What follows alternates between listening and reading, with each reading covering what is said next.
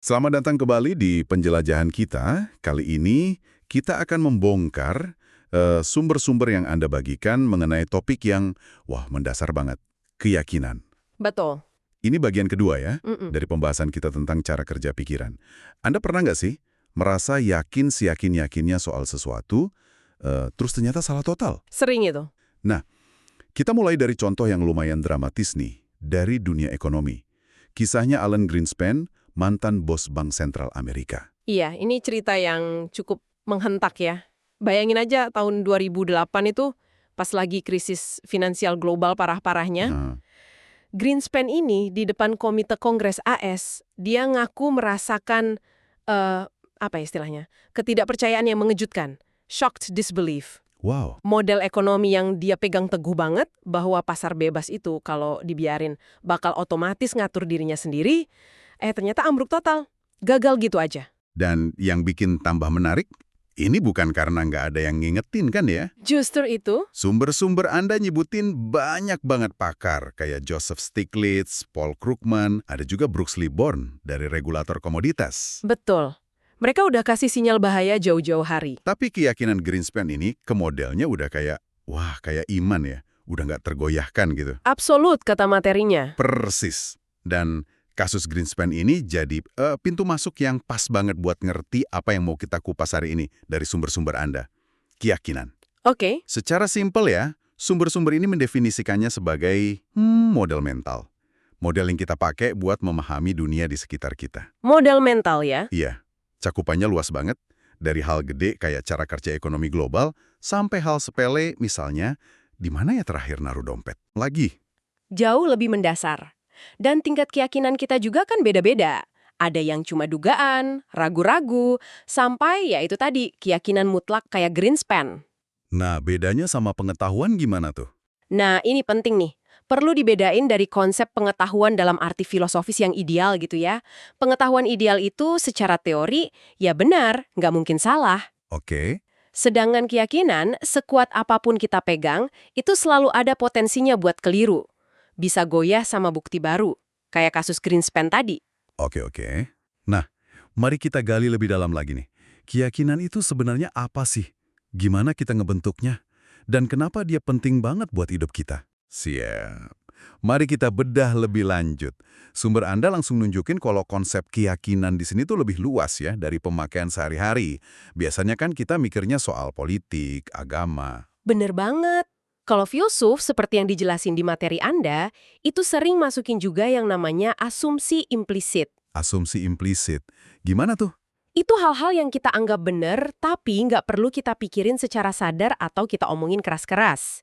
Contohnya bagus tuh di sumbernya. Yang mana? Bayangin Anda lagi baca buku di kasur jam 12 malam. Tanpa sadar, Anda itu percaya kalau di luar gelap. Ya iyalah jam 12 malam. Anda juga percaya matahari baru terbit beberapa jam lagi dan bakal muncul dari timur. Itu semua asumsi yang jalan aja gitu. Ah, jadi itu semua keyakinan juga ya? Meskipun kita nggak pernah secara aktif mikir, saya percaya di luar gelap, itu kayak sistem operasi dasar kita tentang dunia ya? Tepat. Itu fondasi pemahaman kita soal realitas. Ini nunjukin ada spektrum keyakinan kan. Spektrum ya? Di satu sisi, ada keyakinan implisit yang dasar banget, sering nggak kita sadari. Di sisi lain ada keyakinan eksplisit yang kita sadari, bisa kita omongin, bahkan mungkin kita perdebatkan sama orang lain. Sumber Anda malah bilang batas antara keduanya itu sebenarnya agak kabur gitu. Contoh kacamata hitam itu menarik juga. Anda mungkin nggak secara aktif percaya di mana kacamata hitam Anda pas musim dingin kan? Iya, ngapain juga dipikirin. Tapi begitu masuk bulan Juni, panas, Anda mulai nyariin tuh kacamata. Tiba-tiba ingatan atau keyakinan soal lokasinya muncul pas dibutuhin. Jadi bisa laten gitu ya. Bisa. Dan ironisnya nih, justru titik-titik ekstrim di spektrum ini, keyakinan yang kita pegang paling kuat, yang kita suarakan keras-keras, atau malah keyakinan implisit yang saking dasarnya kita nggak sadar punya, itu yang paling rentan ambruk secara dramatis. Pas kita tahu kita salah ya. Iya, pas dihadapkan sama kenyataan kalau kita keliru, itu rasanya bisa, wah jatuh banget. Lalu Fungsi semua keyakinan ini apa dong? Mau implisit, mau eksplisit. Sumber Anda nyebutnya sebagai model buat bikin prediksi dan, nah ini penting, buat nentuin tindakan kita. Fungsi utamanya yaitu bantu kita navigasi, bantu kita berfungsi di dunia. Keyakinan kita, benar atau salah, itu ada konsekuensi nyatanya, praktis maupun psikologis. Contohnya gimana? Contoh gampang, Anda yakin kasur di depan Anda itu padat, keras? Ya, Anda berani langsung duduk aja kan? Iya dong. Tapi kalau Anda tahu itu waterbed, ranjang air, tindakan Anda pasti beda. Lebih hati-hati, pelan-pelan. Bener juga. Atau contoh yang lebih personal, keyakinan kita soal apakah seseorang suka sama kita apa enggak. Nah, itu dia. Itu kan ngaruh banget ke perasaan kita ke orang itu. Dan cara kita interaksi sama dia, bukan? Pasti. Bisa jadi lebih terbuka, ramah, atau malah jaga jarak, defensif. Dan ini nyambung ke ranah yang lebih dalam lagi, yang sumber sebut sebagai teori umum tentang diri kita. General Theory of Ourselves. Teori tentang diri kita, maksudnya? Semacam narasi intilah yang kita pegang soal kemampuan dan nilai diri kita. Apa kita ngerasa diri kita menarik? Oke. Kompeten nggak di kerjaan? Dicintai nggak sama orang dekat? Aman nggak sih di dunia ini? Nah, ini semua keyakinan fundamental yang ngebentuk inti identitas kita. Wah, ini ngejelasin kenapa ya, kadang kalau keyakinan kita terbukti salah, rasanya sakit banget secara personal. Banget. Bukan cuma soal faktanya keliru, tapi kayak serangan ke diri kita sendiri gitu ya. Tepat sekali. Karena keyakinan-keyakinan dasar soal diri kita ini nyangkut banget ke harga diri, ke cara kita ngelihat posisi kita di dunia. Jadi kalau itu goyah, ya fondasi identitas kita bisa ikut goyah. Jadi intinya, keyakinan mau sadar atau enggak, benar atau salah, itu kompas yang kuat banget, ngarahin perasaan dan kelakuan kita setiap saat. tapi ada pertanyaan menarik nih yang diangkat sumber. Kalau keyakinan itu fungsinya buat nuntun tindakan dan prediksi sehari-hari, kenapa kita repot-repot bikin keyakinan soal hal-hal yang kayaknya jauh banget dari kita, yang nggak bisa kita pengaruhin langsung? Contohnya, Misalnya, dinosaurus jutaan tahun lalu. Atau galaksi yang jaraknya miliaran tahun cahaya. Sumber nyebutnya problem keyakinan jauh, distal beliefs. Gunanya apa coba? pertanyaan bagus banget dan sumber Anda nawarin jawaban yang menarik nih. Ada gagasan soal dorongan berteori, theory drive. Semacam naluri bawaan buat bikin teori, Dorongan berteori, kayak dorongan biologis lain gitu. mirip, kayak butuh makan, dorongan seksual, atau kemampuan bahasa. Ini dianggap dorongan fundamental manusia juga. Jadi kita emang secara alami pengen bikin teori atau model tentang dunia ya. Bahkan soal hal-hal yang nggak langsung relevan buat survival kita sekarang. Betul. Peneliti kayak Alison Gopnik yang dikutip di materi Anda, bilang dorongan ini kuat banget, apalagi pas masa kanak-kanak, waktu kita lagi belajar memahami dunia. Tapi nggak hilang pas dewasa kan? Enggak, tetap aktif seumur hidup. Ini hasrat bawaan buat nyari penjelasan, biar dunia ini rasanya masuk akal gitu. Lalu manfaatnya apa dong dorongan ini? Apalagi buat keyakinan jauh tadi. Selain nilai adaptif yang jelas, ya paham lingkungan kan bantu kita bertahan hidup, dorongan ini juga secara fundamental memperkaya hidup kita. Memperkaya gimana? Sumber Anda nyebutin macam-macam aktivitas manusia yang akarnya dari sini. Mulai dari ngobrol santai, nganalisis kelakuan bos di kantor, Iya juga ya. sampai pencapaian gede kayak penemuan ilmiah, sistem agama yang kompleks, seni cerita yang keren, rasa penasaran yang nggak ada habisnya, sampai dorongan buat eksplorasi. Jadi ini kayak mesin mental yang bikin kita bisa melampaui pengalaman langsung kita ya. Dorongan berteori ini bikin kita bisa menjelajah wilayah-wilayah yang kesembunyi dari indera kita. Masa lalu yang nggak bisa kita datengin lagi, masa depan yang belum kejadian. Cara kerja alam semesta. Betul, bahkan nyoba memahami isi pikiran orang lain, ini fondasi dari banyak hal yang bikin kita jadi manusia. Oke, jadi kita punya dorongan bawaan buat bikin model atau keyakinan. Dan kita jago banget soal ini. Tapi, nah ini dia nih, bagian yang menarik sekaligus agak bahaya kayaknya. Kenapa tuh? Sumber. Anda nyorot kecenderungan kita buat lupa kalau kita lagi bikin model. Kita sering nganggap model di kepala kita itu ya realitasnya itu sendiri. Ini yang disebut realisme naif. Ah, iya. Realisme naif. Jebakan kognitif yang umum banget itu. Jebakan ya. Iya. Kecenderungan otomatis kita buat nganggep keyakinan kita itu bukan hasil konstruksi mental, bukan interpretasi, tapi cerminan langsung, cerminan akurat dari dunia. Seolah-olah pikiran kita ini kayak cermin pasif aja gitu, mantulin realitas apa adanya. Padahal yang nggak sesimpel itu kan. Pikiran kita bisa ngelihat hal yang nggak nyata. Mimpi, halusinasi, memori yang keliru. Betul.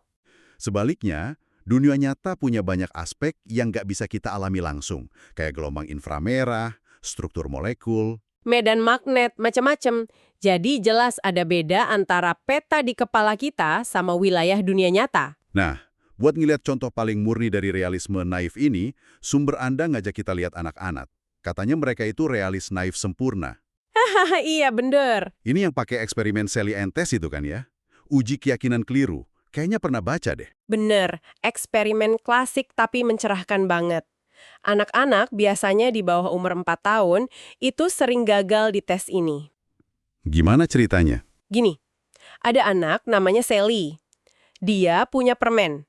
Dia taruh permennya di keranjang. Terus dia keluar ruangan. Oke. Pas Sally pergi, ada Anne dateng. Anne ngambil permen dari keranjang, terus dipindahin ke lemari. Nah, pas Sally baling lagi mau ngambil permennya, anak kecil yang nonton ditanya, menurutmu Sally bakal nyari permennya di mana? Jawabannya apa tuh anak-anak? Konsisten jawabnya, di lemari. Loh, kok di lemari? Kan Sally naruhnya di keranjang. Nah, itu dia. Anak kecil itu tahu permennya sekarang ada di lemari. Mereka belum bisa paham kalau pikirannya Sally itu isinya representasi dunia di mana dia terakhir naruh permen, yang beda sama kondisi dunia sebenarnya di mana permen itu sekarang. Mereka belum ngerti kalau keyakinan Sally bisa salah ya? Belum. Mereka proyeksikan aja pengetahuan mereka sendiri ke pikiran Sally. Realisme naif banget. Itu aja udah lumayan bikin kaget. Tapi ada varian tes lain yang disebut sumber, yang menurut saya lebih bikin melongo lagi. Yang pakai kotak permen itu? Ah ya, yang itu juga nunjukin hal yang sama, tapi lebih ke diri sendiri. Gimana tuh? Anak ditunjukin kotak permen, tertutup. Gambarnya permen jelas di luar.